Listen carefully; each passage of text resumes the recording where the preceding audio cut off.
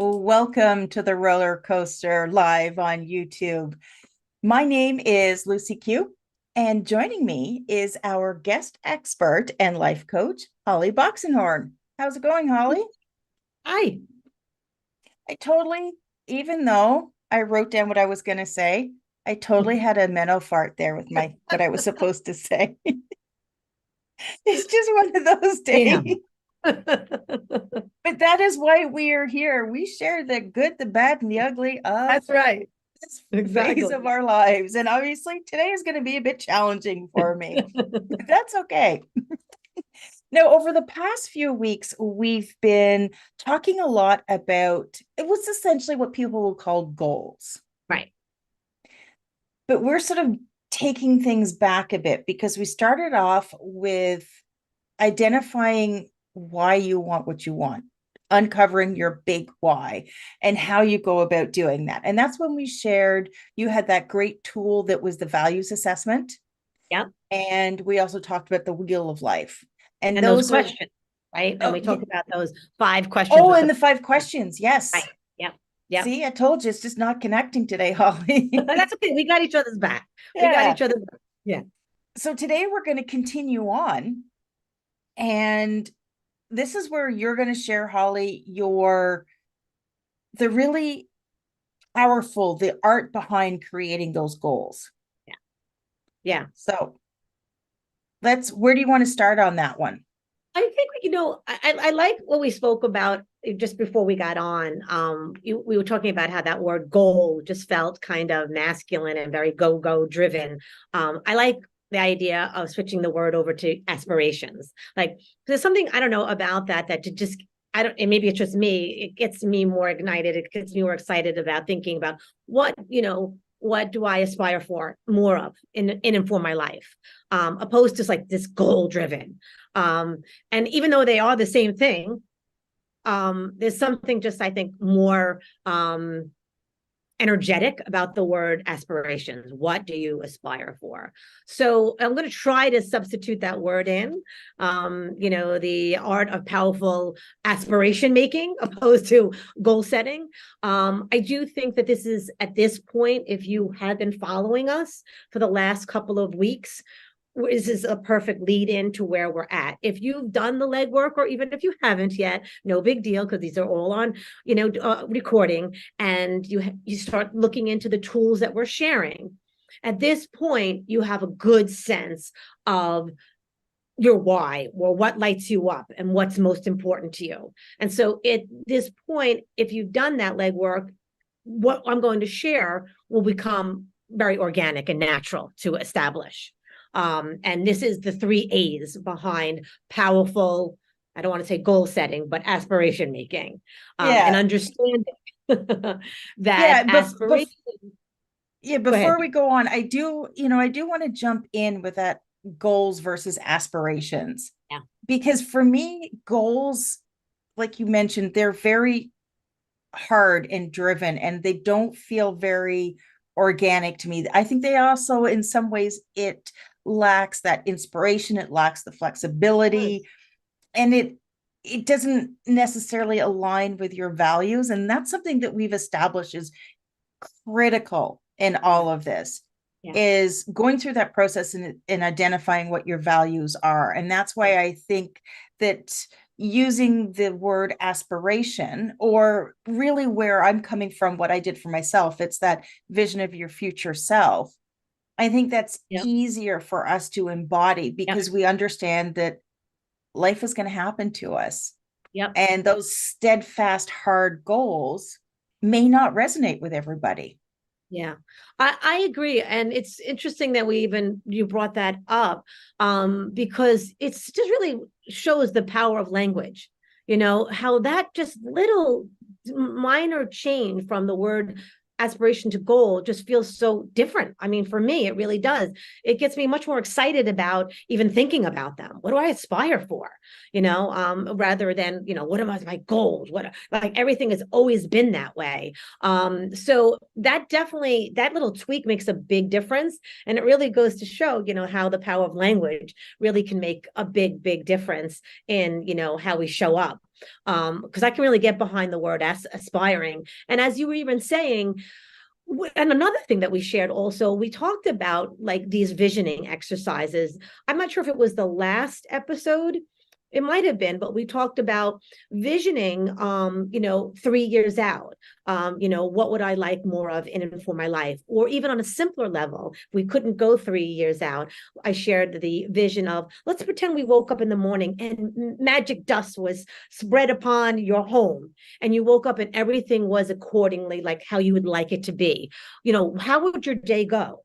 What would you aspire for your day to go?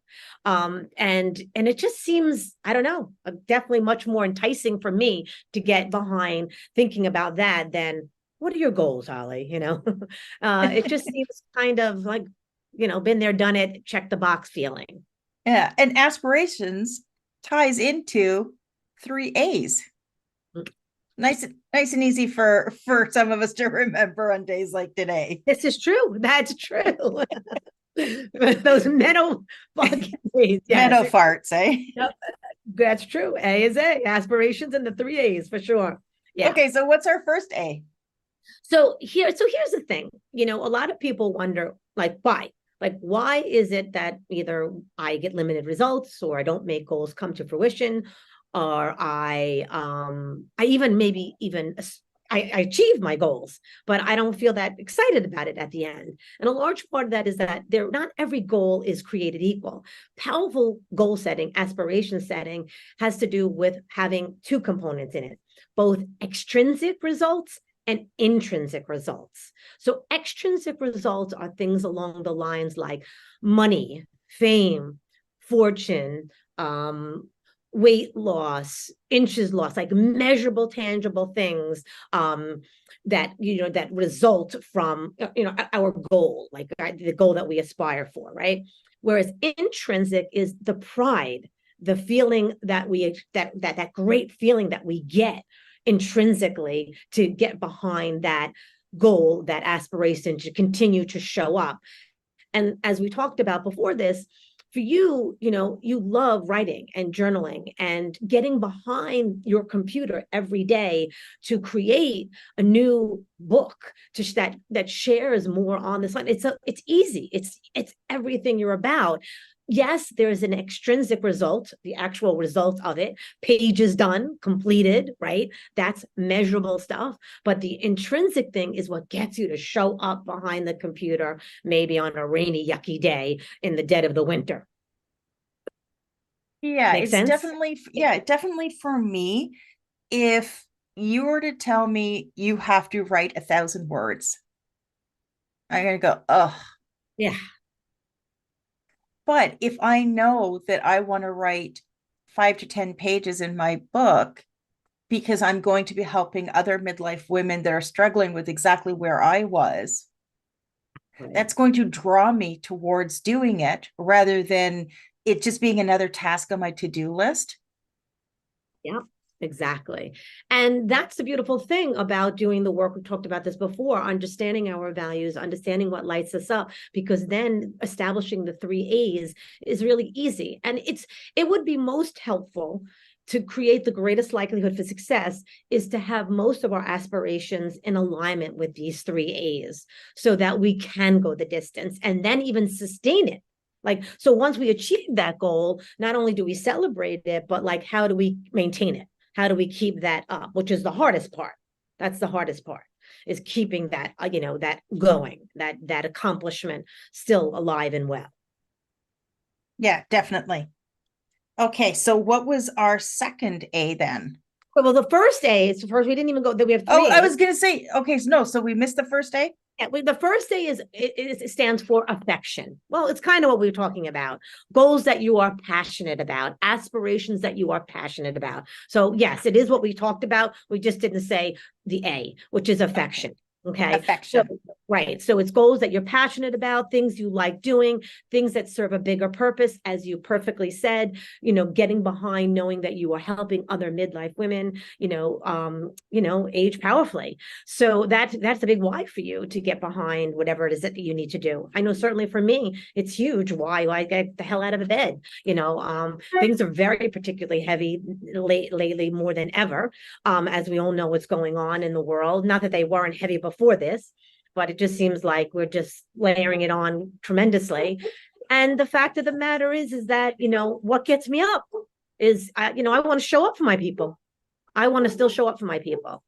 In any case, it's goals that we are passionate and we feel affectionate towards, that we like, not what Mary down the block likes, or your mom likes, or Susie around the corner. It's what lights you up, you're affectionate and excited about. Yeah. Yeah, Like for me, like someone was telling me about a craft or some kind of art thing that they were doing. It was an unbelievable, intricate blanket that we were making. I mean, it was so impressive. It was crazy. I'm sorry, that just wouldn't light me up. It's not that doesn't do it for me. But I was so impressed by it. But it lights her up. She's so affectionate about it. She loves everything about, from picking out the colors to the pattern. Whereas for me, not so much. I'm admirable, but again, it wouldn't be a goal for me. yeah, and I think Make that's sense? the important thing, is that it has to be about you. Because if Yeah. you set Yeah, goals that are based on exactly. what other people want, or societal expectations, or what your parents think, or what your spouse thinks, it's just not going to work. Yeah, I want to give you another great example. I think you could relate to this. A lot of people will ask me, Holly, why haven't you written a book yet? Everyone writes the book. Why haven't you written a book? I have no desire whatsoever to write a book, not even one. What I am very excited to run retreats one day all over the world, or at least in the States, going to various places, bringing of intimate women together, sharing what I have with them, and doing that excites me. That lights me up. That would be something I could get behind. A book? No, not for me. Not interested. I do both. Yeah. Alrighty, so our first Yeah. day was affection. So So that's what's our second day? right. Our second is authenticity. So engaging Authenticity. in goals that, right, authenticity, that are aligned with how you see yourself, your personality, and what's most important to you. Which is really important. I think, especially in today's world where it's such a social media driven world, that we see, we get into comparisonitis. We look at other people and we love what they're doing, and we kind of want to be like them or show up like them. And the more we try to do that, the more forced it becomes, because it's not who we are.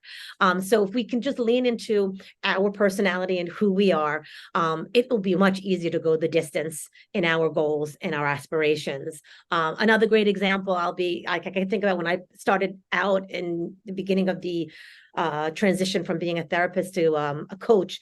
I do remember looking at other people's feeds and being like, oh, I love the way she shows up. I love this. I love that. And I would try to mimic that. It was so awkward. It was so ridiculously awkward and uncomfortable, and harder to come up with content because it had nothing to do with anything that was in my world. And then all of a sudden, I just started really leaning into who I was, good, bad, or indifferent. This is who I am. I curse a lot. I'm very loud. I'm very talkative. And then it became easy.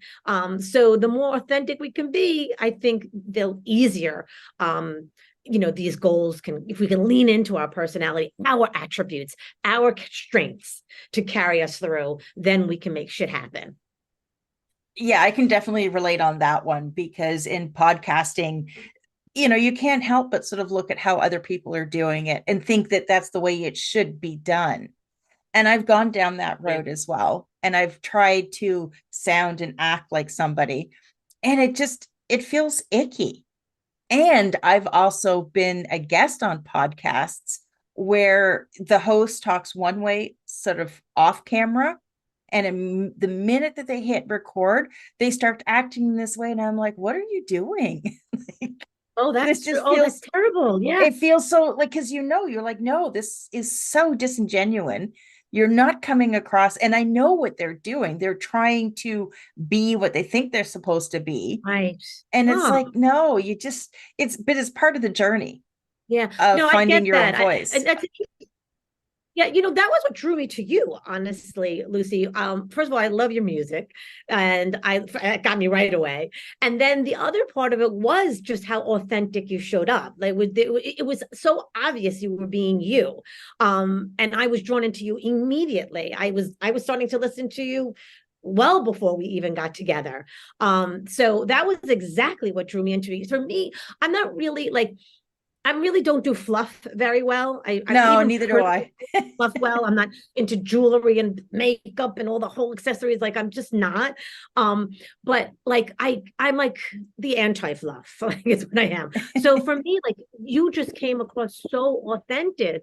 So I gravitated to you immediately. I just gravitated to you immediately.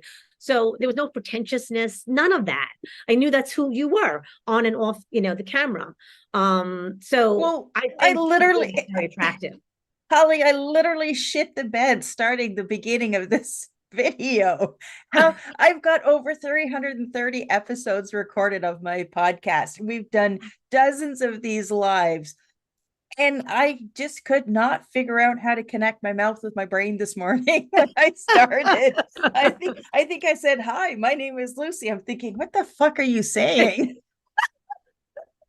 But This is very relatable material, I think. it's just like, and part of me is like, oh, should you try and fix that edit at the beginning? But I'm like, no, because this is just life. This Exactly. is this is Right. who I Flavor. am. And 100%. It's like, and I think it's a I'm not, competition. I'm a little off, feeling a little off. I think some days it's a competition who swears more, you or me. So we Well, definitely who get doesn't along on pronounce, that. who has a harder time pronouncing a word? That's another Oh, good one. don't say that R word again. I am not. I will I not say tried it. Well, saying it last night, but I could not. I can. I've told you. I said I'm saying mutual now. I'm not saying that word. I'm not saying that R word. So above all, be authentically you.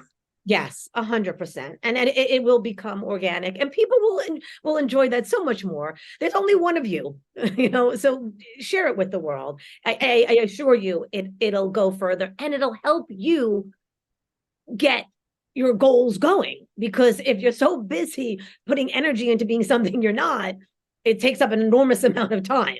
So you're not going to be able to go to the distance. So that's why A for authenticity is the second A that we have. Yeah.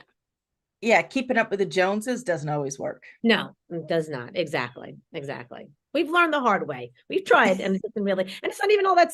And you wonder why you're not satisfied, because you're not living to anything that you like or want. You're doing what other people want. So that's the ironic thing. It Yeah. just bites you in the face every which way. All right. So we've done affection, we've done authenticity, and our third A, Autonomy. autonomy. Yes, pursuing goals out of your own personal conviction, coming a place from choice and freedom. So what I mean by this is not a forced goal. You're not taking care of your health because your husband or your friend or someone is suggesting it, because you need to, you're doing it because you want to feel good. You want to be able to keep up your energy throughout the day. You're doing it because it's out of your own choice, not because it's being imposed on you. And again, that would have been like if I wrote a book, that would have been it. It would have been my choice. It wouldn't be my choice. It wouldn't be what I want. It's what everyone else wants me to do, but I have no desire to do it. I would get nowhere. I would get literally just even I get down behind the computer and I'd be like, I can't get behind it. So that would not be, autonomous goal for me, 100%. That would be out of other people's liking. So you really want to do it out of your own personal choice. Otherwise, the likelihood of seeing it through is not going to happen. And I think for me, the thing that jumps to mind with that one, and I think it's something that a lot of us midlife women struggle with, and that's our weight. Mm, yeah, And if you're trying to set goals to be that size 8 that you were when you got married, yeah, for what reason, I don't yeah, know. But yeah. if you're trying to set goals like that for yourself, it doesn't work. No, it doesn't work. And this is where that's really important to understand that that is an extrinsic kind of only objective. And this is where, intrinsic maybe may not be tied into it. For me, one of my core values is vitality. I just want to feel I want to feel alive. I don't want to feel like I'm dragging. That's motivating to me. That motivates me to stop at the second glass of wine. That motivates me to put nutritious food into my body because I know that's going to help me go the distance. That motivates me to go to the doctors to check, make sure my mammogram is done. Because I want to feel alive. I want to feel good. So, very different than the extrinsic goal of I want to fit into those jeans or that dress. It doesn't really cut it anymore. Because we know that's even short-lived. Like it's just short-lived, that Yeah, feeling. because if you've got a goal that I would call punishing, Yeah. then you're not that ties right back to self-care and self-love. Yeah. If you're doing that, if you're punishing yourself to Yeah. achieve certain benchmarks, then that's really, an indicator that you need to maybe step back and really analyze, have you looked at your why? Right. But again, it's so important to like it's that flip of motivating us because if you're not tied into an intrinsic goal, like even like let's say something like, a promotion, a job promotion.